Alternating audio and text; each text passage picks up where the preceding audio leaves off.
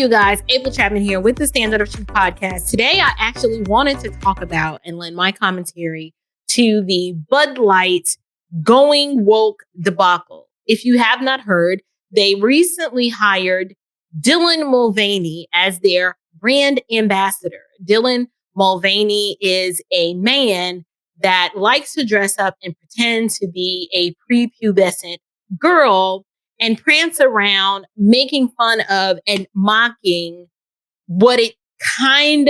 his idea of what he thinks a woman is and how women behave. And it's actually quite insulting. But for whatever reason, the director of marketing or the VP of marketing or whatever her title is over at Anheuser-Busch, which is the parent company that manages the brand Bud Light, she thought it would be a good idea to go woke. And they've probably already been woke, but it was kind of like a wokeness that was unspoken. She decided that in an effort to gain inroads into a younger drinking demographic, we need to pull out all the stops and hire a man pretending to be a woman, and how that was going to attract younger drinkers. Well, as we can see, that plan backfired and it didn't work. And from a business perspective, I wanted to talk about this because if you understand marketing and if you understand your core customer base, if you understand brand loyalty and things that set you apart and make you different, when you understand your customer, you do not attempt to bandwagon and champion ideas that you think has worked for other people and then thinking that that's going to translate and work well for you. In my opinion, the campaign that Bud Light should have put full support behind is what actually made them the brand of all American beer. And I would say, do you guys remember the Real Men of Genius ads that Bud Light, basically they were like these parodies of manhood, did allowed men to look at themselves and laugh, but every man could relate because he knew someone that fit one of those paradigms. So the Real Men of Genius ads, like, I don't even drink Bud Light, but my husband and I used to sit and binge watch in YouTube old Real Men of Genius Bud Light ad commercials because they were so friggin' funny. They were funny.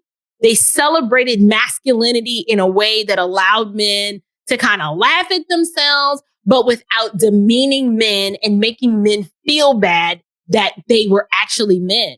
What Anheuser-Busch should have done was actually champion masculinity and how it is good to be a man. In my opinion, from a business perspective, that would have been the better way to go, because what it would have done is it would have solidified Bud Light as the all-American brand that they are. And it would have also helped. It would have been just different. Everybody else is going woke.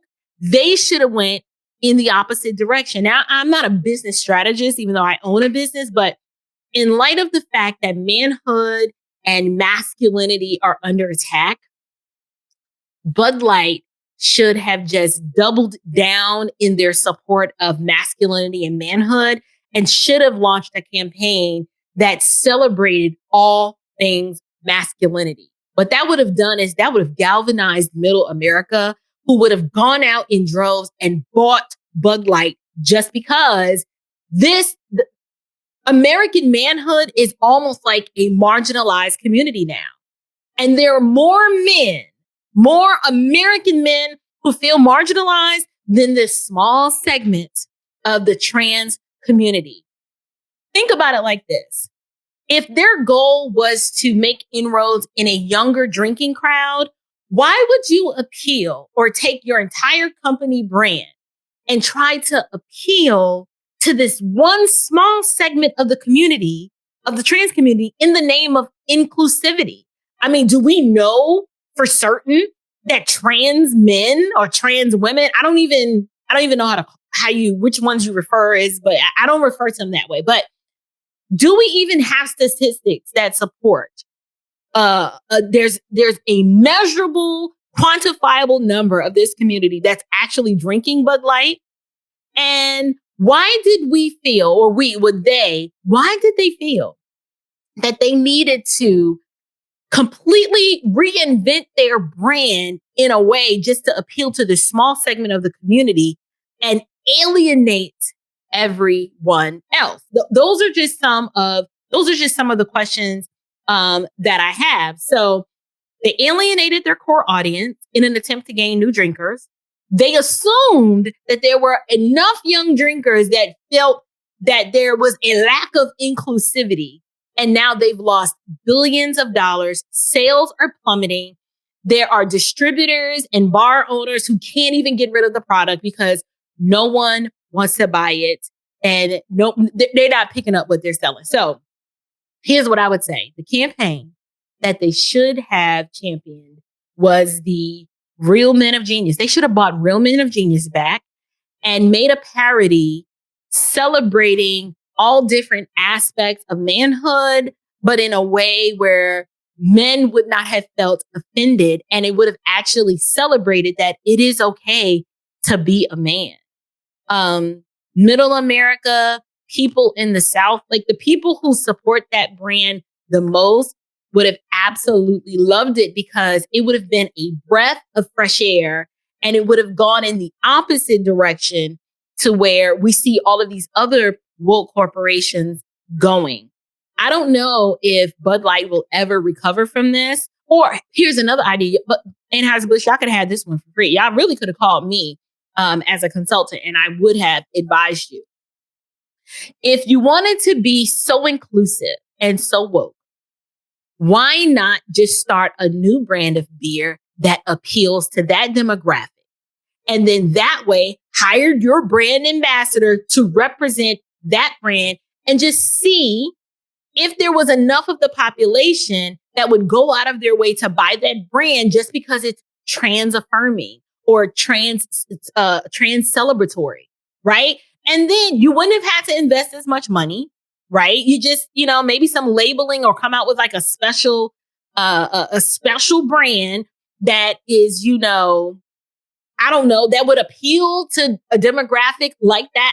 That's the thing. I don't know. What are the core values of this community other than forcing their way of life on everyone else and being a bully and demanding that everyone else pretend? So maybe you could have come out with a brand of beer that allows people, kind of like the Army's slogan, be all that you can be, the queen of beers. I don't know, but you should have just left Bud Light alone. If it wasn't broke, don't fix it.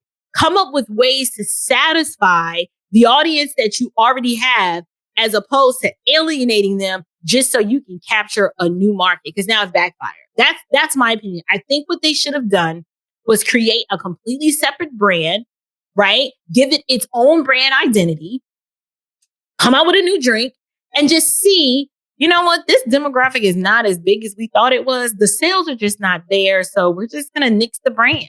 That way you wouldn't have alienated so many people who drink Bud Light. And it would have been a more safer risk than what they've done. So now here is my biblical perspective on the whole matter. Now, I don't drink Bud Light. I don't know. I'm just not a beer kind of person. I'm not trying to say if you drink beer, you understand, like, do what you want to do. Just drunkenness is the issue, right? This is just reflective of how the world, in all of their ingenuity and all of their advancement in technology and thinking that they are wiser than they are, how it's futility of mind, and they end up doing things and they fall flat on their face in an effort. All of this was about money. I think, I'll say this. There were two things at work.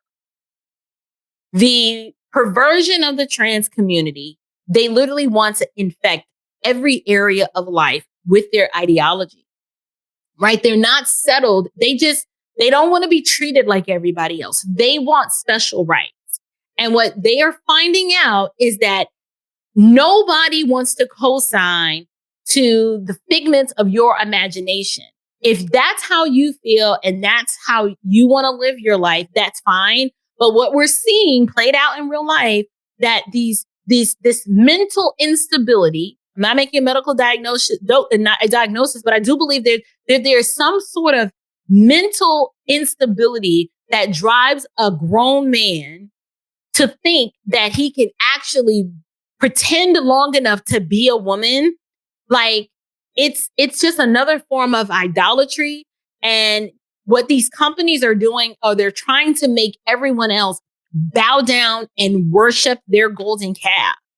And people need to stand up and just say, no, I'm not going to participate in your idolatry. I'm not going to participate in your delusion. I'll pray for you. I'll give you the gospel, but I'm going to affirm what God says about you, which is you are a man or you are a woman. I don't care how you feel, but how you feel does not dictate truth. Truth is objective. We have observable reality to see that truth is objective and not subjective. So basically, that are my thoughts. What do you think about my beer campaign idea? Do you think that they would have had more success by going in the opposite direction and celebrating manhood and masculinity, which has been under attack? And then do you believe that a segment of the population that actually is being marginalized and actually feels like they can't be free to be themselves, do you think they would have stood up in solidarity and celebrated Anheuser-Busch for their tribute to manhood? Or do you think, honestly, they didn't really need to do anything? They could have just, continued, according to the brand, their sales were slumping, but would you have rather have stagnant sales or no sales? I don't know. Let me know in the comments what you think.